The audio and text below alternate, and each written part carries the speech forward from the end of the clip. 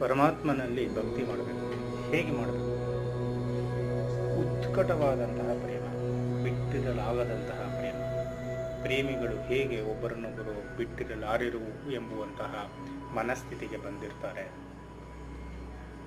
ಯಾವ ರೀತಿ ತಾಯಿ ಮಗುವನ್ನು ಬಿಟ್ಟಿರಲಾಗದ ಸ್ಥಿತಿಯಲ್ಲಿ ಇರ್ತಾಳೆ, ಮಗು ತಾಯಿಯನ್ನು ಬಿಟ್ಟಿರಲಾಗದ ಸ್ಥಿತಿಯಲ್ಲಿ ಇರುತ್ತೆ, ಆ ರೀತಿಯಾದಂತಹ ಉತ್ಕಟವಾದಂತಹ ಪ್ರೇಮ ಭಗವಂತನಲ್ಲಿ ಸಾಧಕನಿಗೆ ಬರಬೇಕು.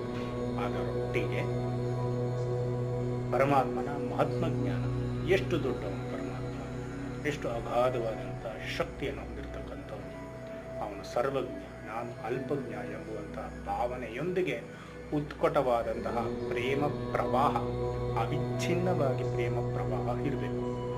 ಅದನ್ನೇ ಭಕ್ತಿ ಅಂತ ಕರೆಯುತ್ತಾರೆ.